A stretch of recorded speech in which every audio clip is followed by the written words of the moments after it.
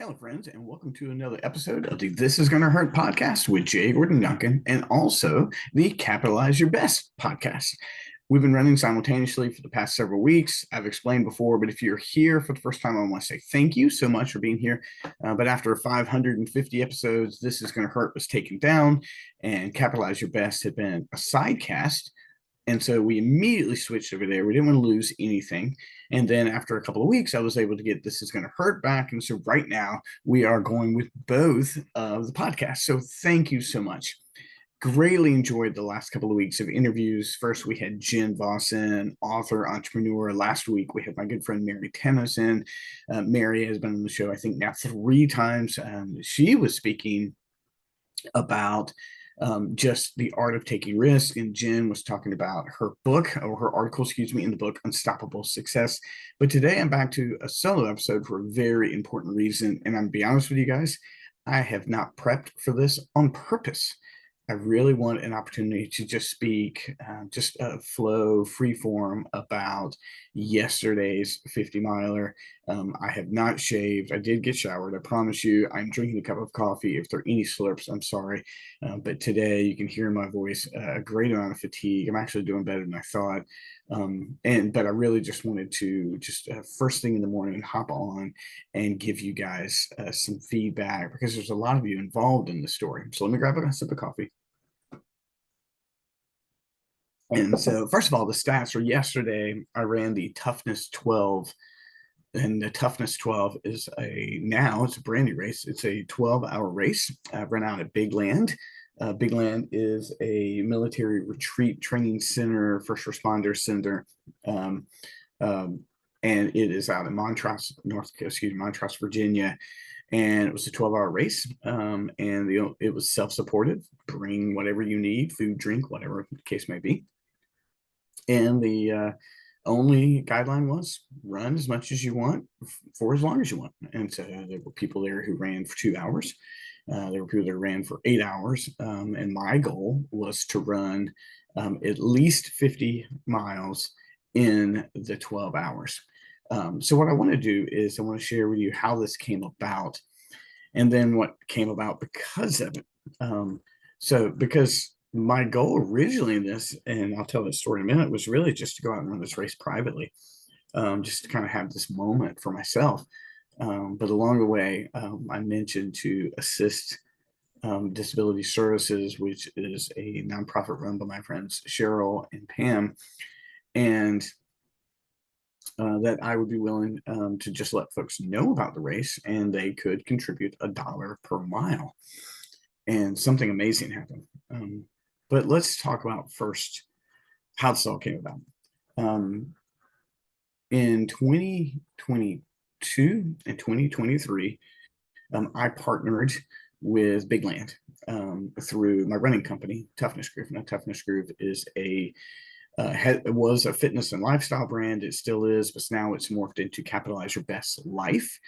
And now it's about just growing personally in every single way you can. It still has a running emphasis in a lot of ways, but we're now doing monthly seminars. I've got one coming up Tuesday about transforming the inner critic, and it gives me a chance to work through things like I'm going to blow this candle out for a minute here, guys, a little loud for me.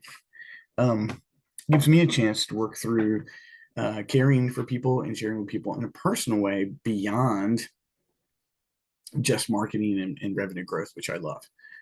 So it morphed into Capitalize Your Best Life last year, but there's still a running page called Toughness Groove. And so in 2022 and 23, we ran the Toughness Groove Run Big Land 10.7. And the trails, the inner trails at Big Land are crazy difficult. Like I'm not a trail runner, and the only race I sponsor every year is a trail race. So the first year was amazing and hard, and I no joke, fell like 20 times.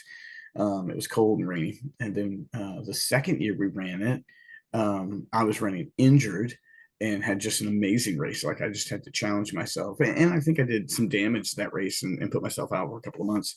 But the goal was to help raise awareness for what's going on at Big Land in Montrose. and have some fun. And those have been just two amazing races. Well, this year, the race had been rescheduled to January of 2025. And a combination of snow, ice, and a lot of the organizers on hand getting the flu. Mary, who is the lead at Big Land, and Carla. So Mary T and Carla Alsop, if you're looking for them online. You can also find Carla at Carla Runs This Mother on Instagram. Just everyone came down with the flu, and just we couldn't run the race, and so we were just not going to have a race that year. And that happens sometimes. Things just, you go from postponement to cancellation, and so we offered everybody their money back, and that kind of thing. Well, I have not run racing much. November I ran the Richmond Marathon, which is an amazing experience. In December, I had run the Frosty 5K, and I had not competed in anything. So all of a sudden, we're looking at, like 4 months, I hadn't run a race. I was running some, and didn't have anything on my calendar at all. I mean, I knew I was going to run the Marine Corps half in May, but really nothing going on at all. And Carla, who I mentioned, Carla Alsop, Carla Runs This Mother, had done, I think, a 34-hour race. And Carla is a phenomenal runner, and she has done 71 miles over the course of 2 days, and some crazy things like that. And whenever she does that, I'm trying to send encouraging words and support, that kind of thing. And ultras have not really ever been my thing. I'm a marathon runner. I do have two ultras under my belt. One from way back in like 2015, 2016, that was a miserable experience because I just didn't know how to do it. And then I shared with you guys about a year and a half ago, I ran the Dog Run 50K, which was an amazing, like, spiritual experience. And so all of a sudden I started getting that itch. And at first I thought, well, let me do a 24-hour race. I'm not ready for a 34-hour race. And then sanity prevailed. And I'm like, wait a minute, I've never done a 12-hour race. I don't think I need to go from the most I've ever run at one time had been 6. And I was like, I don't need to go from 6 to 24. Let's do a 12-hour race. So I reached out to Carla. I was like, hey, what do you think the chances of pulling off a 12-hour race at Big Land would be? And within a couple of days, we had everything set. And we announced the Toughness 12. And basically, if you had registered for Run Big Land, you had a free entry. And then otherwise, it was a free entry, like, just come out. And so I had just kind of like, you know what, I need this. I need to meet myself on the trail. I need, like I said, the 50K had been very spiritual and engaging. I wanted something like that again. But then a couple things happened. Immediately during my training, I pulled a calf muscle, and I'm given the calf problems. And that sidelined me. And then once I got back going again, then I got the flu for 2 weeks. I went 5 straight days without running, and then started running like 2 miles at a time. I had big plans for like a 45-day training cycle, which is a short training cycle, but I had big plans. And the best I was able to come up with this whole thing in my training was 1 20-mile run. And that's not at all how anybody, not how I wanted to prepare. I wanted to have like multiple 20s and days where I did back-to-back 20s on one days and 13 on the next, and none of that happened. So just did what you could do. So again, I've got this experience going on, and I'm not trying to make it a big deal. But then just Providence happened. I have a local networking group that my local group, the one I'm a part of, is called the South Point Referral Partners, and I love them. They are my people locally, and when it comes to business. And this is one of those groups where every seat is specific. So, for example, there's a title person, a mortgage person, I'm a marketing person. And we have one nonprofit in there, which is Assist, which is run by Pam Super Cooper and Cheryl Yancey. And they want to help families navigate things like the IEP and the special ed services in the public schools. It's wonderful, wonderful effort that just really is getting off the ground. And so, excuse me, I'm getting into Cheryl, but Pam started out as a client and is now a dear friend. I've worked with her in marketing. I've worked in marketing coaching. I've worked with her in just her pathway of coaching personally. Um, she just mentioned casually, like, hey, it'd be really great if we could find a way for the 212 group to support us. And she didn't ask for anything on that. She's like, but they're just getting started. I mean, it's a brand new nonprofit.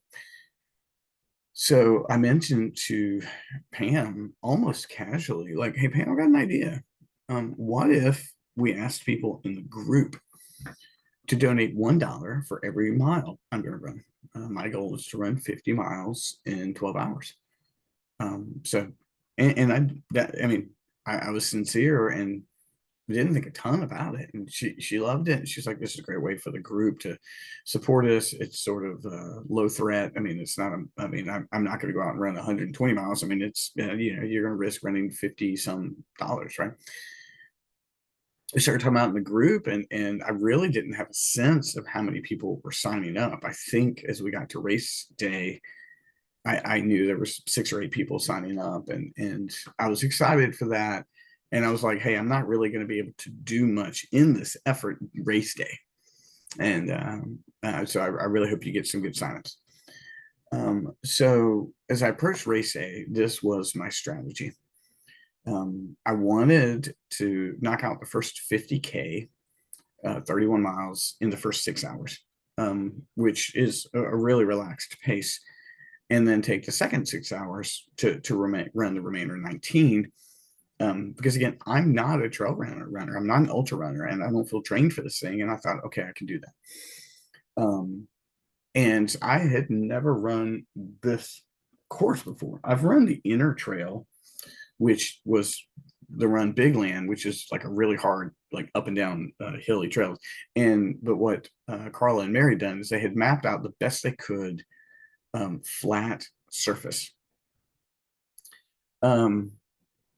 But it's still on. It's not on. I'm a road runner, and this is on a trail. So I just don't know what it's going to be like. And so Amy and everyone and the family just were super encouraging. And I packed up all this gear, like clothes to change into, shoes to change into. The only thing I knew about ultras is that at some point in time, you need to, when you get past 30 miles, you really got to just swap out your shoes and your socks. And I was going to be eating a lot of sandwiches and things like that. So night before the race, we're getting things together, and it's Amy, me, my daughter Emma, and her boyfriend Alex, and we're talking about the race, and we're cleaning up the kitchen. Sorry guys, you're just getting me for what I am today. Cleaning up the kitchen, and we got to make sandwiches. And I'm going to bring a bunch of peanut butter and jelly sandwiches. And Amy and Alex, Emma's boyfriend, just start making my sandwiches for me. It's really sweet. And I get everything packed up, and I'm going to bed ahead of all of them. I'm like, guys, I got to get up at like 3:30 in the morning and go drive an hour and a half to Big Land and do this thing. And I'm not expecting anyone to go to this race because there's not a race to go to. I mean, you run a loop and you might see someone once an hour. So it's not, it's not really something to go and be there for 12 hours or something like that. But Amy and Emma and Alex are they're very encouraging. I lay all my gear out, my bags out and everything. And I get a decent night's sleep. I really do. Maybe 6 hours. And when I come up the next morning, Amy, Emma, and Alex have written notes for me, and it's on my gear. I love you, and go dad, and just I've got them, and I will keep those notes. And it started my day off so well. It's like I'm so encouraged by this. Like this is exactly what I needed to get my day started. And then I just head out in the dark. Now I told, as I mentioned earlier, I told folks earlier, I'm not gonna be on social media. I'm not gonna do a lot. And the first 6 hours, I plan on running like a normal race, headphones in, very focused. And then I'll be able to put my AirPods in for the second half, and I'll even be able to talk to people while I'm running. But I'm not gonna be able to see anything going on. So we get to Big Land, and it's dark, guys. There's no light pollution out there. There's no street lights. I mean, I got to 6, and it was pitch black. I needed a headlamp to be able to see everybody, see anything, set my stuff up and that kind of thing. And I just don't, I've never done this. So I set a table up behind my car and set a cooler out. And I mix in some fluid electrolytes, and just trying to get all that stuff together. And at 7 a.m., my friend Carla is not there, and she had been sick and had to go home. And messaged me. It's her husband Brian, great guy. Brian's like, I tell you what I'm gonna do. Get your headlamp on. I'm gonna lead you out, and on the first loop, just follow me on the ATV, and you'll know the loop. So you leave Big Land and you go up this gravel road, and you hop into a field. You hang right. You go along this path by the cows. You hang a left. You go for a stretch, you circle this caboose, come back to where you are, a little teardrop. Then you do a loop around the field, and then you go down into the woods. And there's a flag, and you turn around, come back up, do it over again. So it's a clear trail. It's at no point in time where you're really wondering, where you're going. And I'm like, okay, there's gonna be some tough elevation on this, and these are fields. Like they're not. I mean, there's a pathway, but these aren't like worn down. Like I could say, these are gonna be tough for my foot and ankles. Um, so that loop was 2.5 miles. So you can just do that loop over and over and over again. But they told you, hey, it's choose your own adventure. You can go out in the woods. You can run further down the gravel road. You don't have to follow this exact path. Make the loops you want, because these are only rules. You go as long. You can stop after 2 hours or 10 hours or 12 hours, and so like just do what works best for you. So I get a loop in, and my goal is, I began running with a handheld water bottle. My goal is to swing back by the car each loop. Um, uh, and then if I need to check in, great. If not, just turn around and go back out. And I ran the first one, like I said, I've got goo packets and that kind of thing. And after a while, I know I'm going to start eating sandwiches, and I made a water bottle with some electrolytes. And they had a couple of tables set up outside, as well. You could put your water bottles out there, which was really helpful. When I finished that first loop, there's a guy out there, maybe the second loop. His name's Ken, and he doesn't know the trail. So I paused and I'm like, hey, Ken, I'll show you the trail. Ken was this great, he's military assistant, chaplain. So we had all these stories, to talk about just chaplaincy and those kind of things. But I can tell he's a trail ultra runner, and his goal, I mean, he's been doing these 7,000 foot elevation runs, which is stunning and amazing. And I run the pathway with him, and I told him, I was like, man, I can tell you're here for some speed. So once you feel like the trail, don't worry about me, just take off. And so once he got enough sense of the trail, he did. He just took it back off. And so then really the only thing for me for the next, for the first 6 hours is to settle in, listen to some podcasts. My favorite KISS podcast comes out every Saturday, and some friends had sent me podcasts to listen to, and I had that all queued up in my phone, and run for 6 hours. And I was beginning to get a sense of the trail. I was beginning to get a sense, like, and it's a little, I mean, it's dewy, wet out there. It's, my feet are getting wet. And I'm beginning to get a sense of like, okay, this is what this is going to be like. This is where, for my feet and other ways, like this is where the pain is going to come.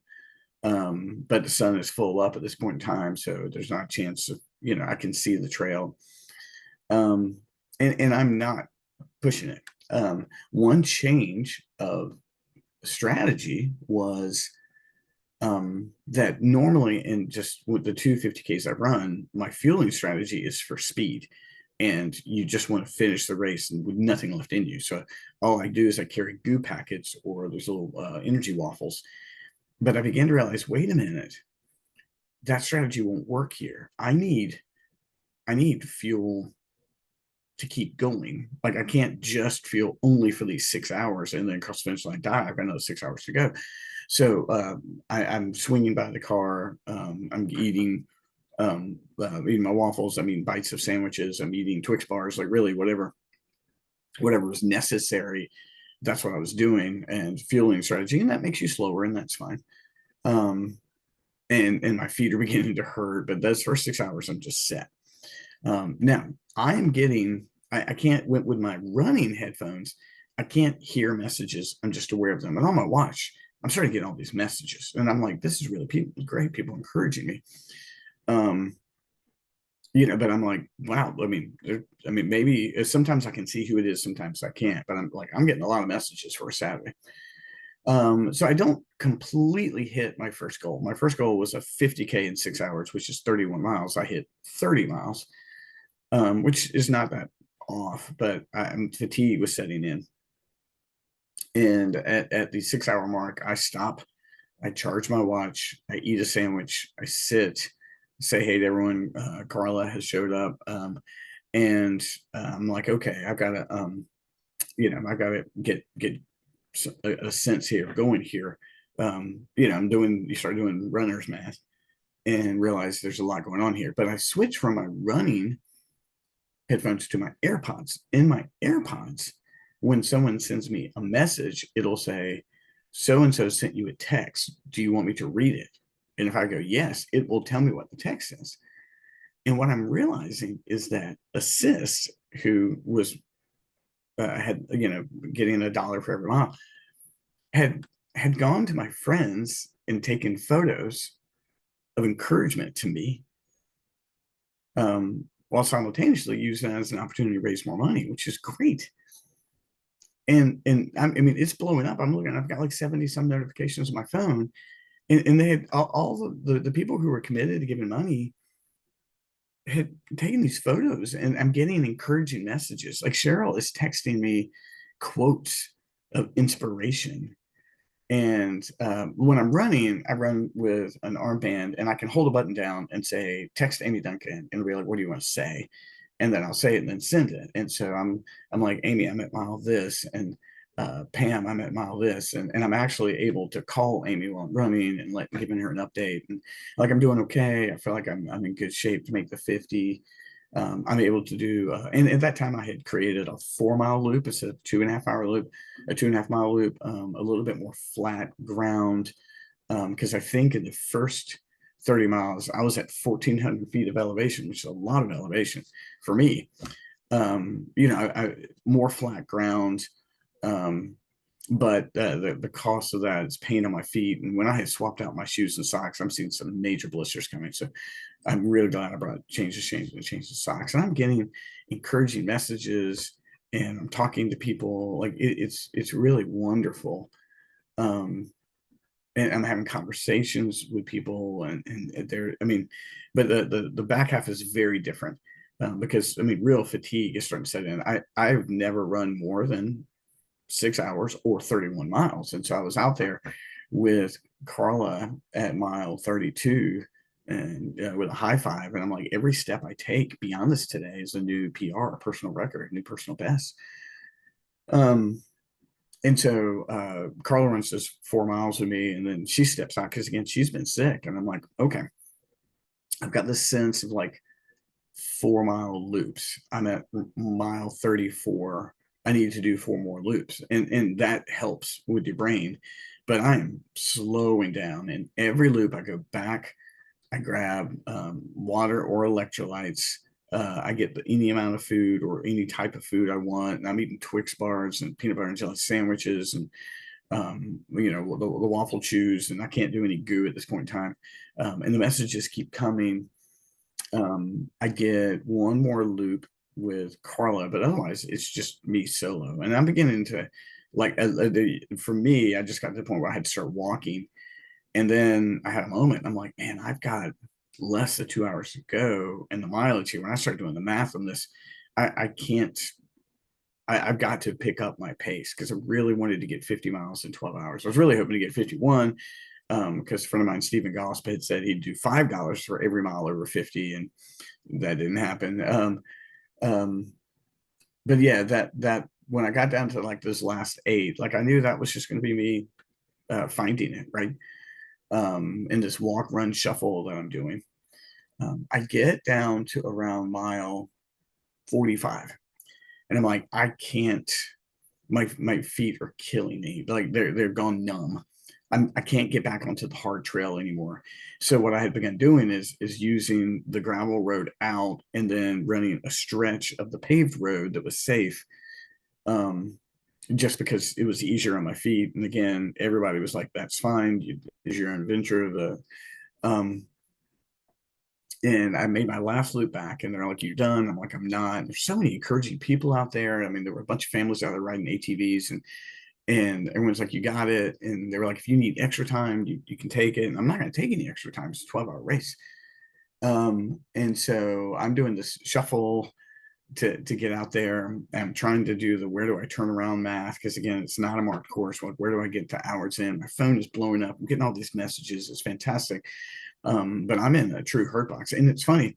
I was listening to a bunch of true crime podcasts, which I've never done on a race. And I had a couple of like paranoid moments.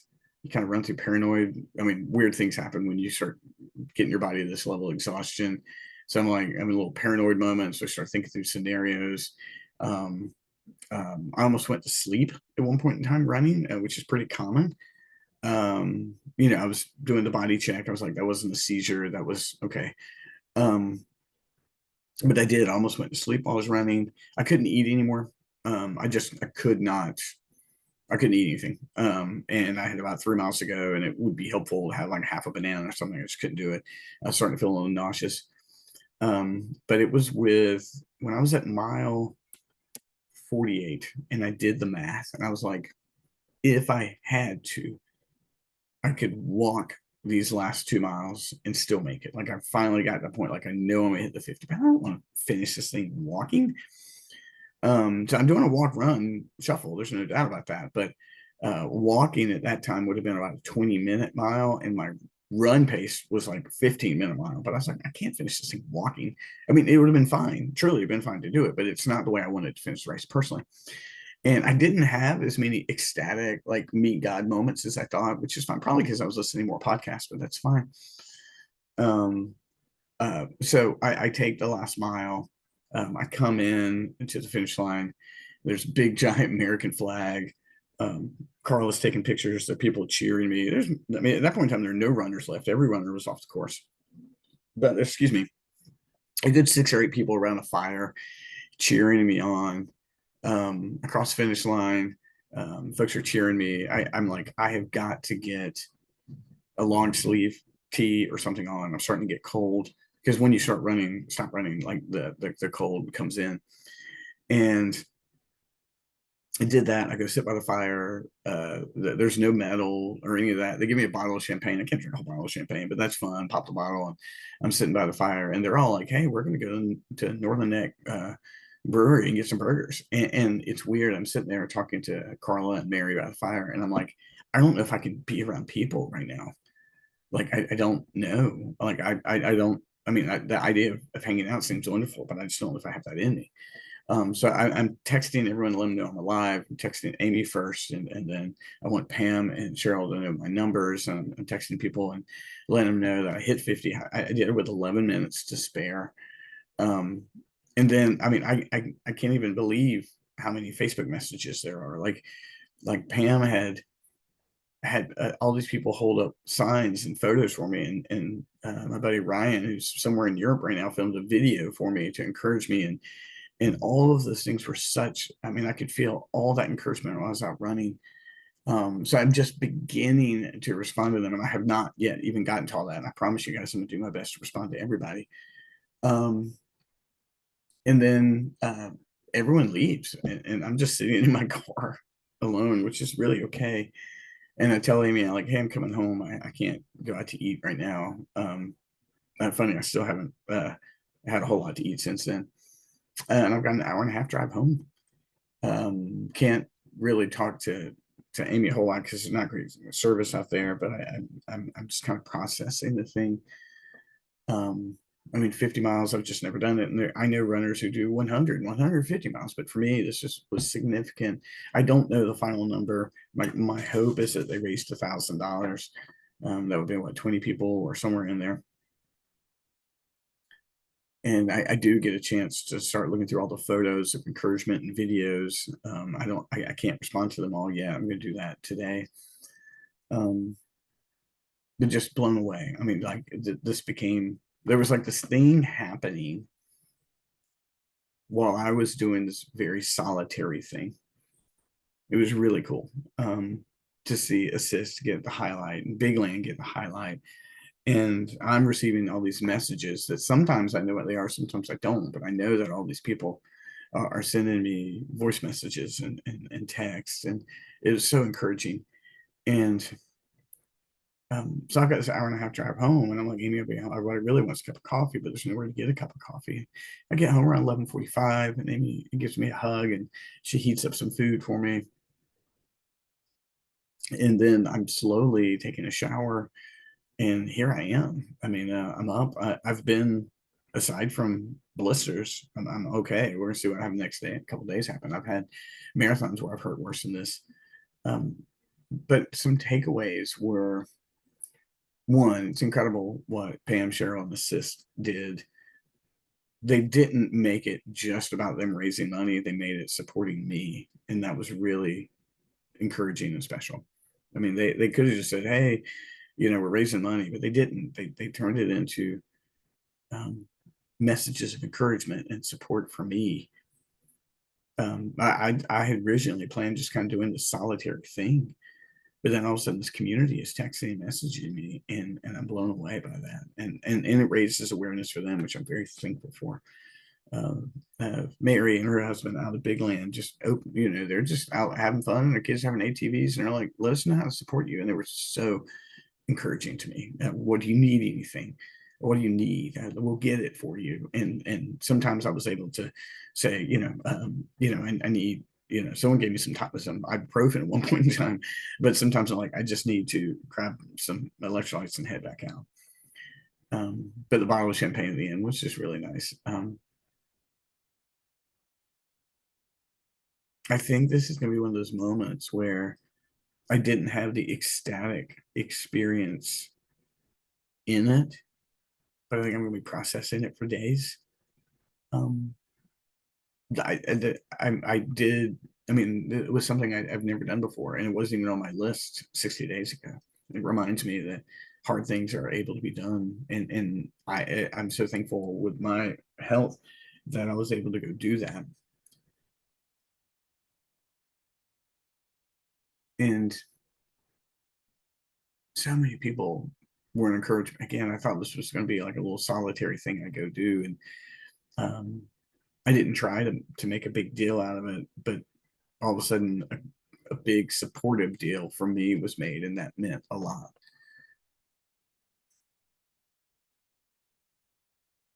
Sometimes when I do things like this, you get 2 podcasts on it, and I would not be surprised if I do another one next week.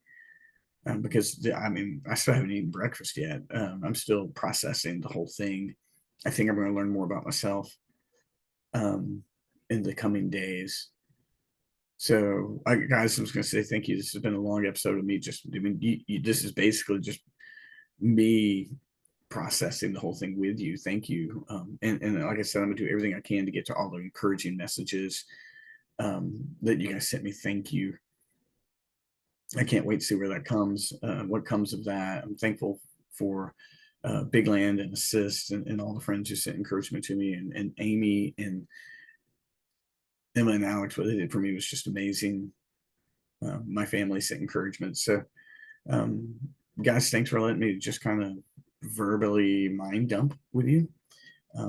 We'll get back to regularly scheduled process. I don't know, sometime, but this is first and foremost my mind right now. So, um, I will be back soon with more energy. But right now, I just appreciate you guys tuning in. And I'll talk to you soon, guys. Thanks so much. See you next week.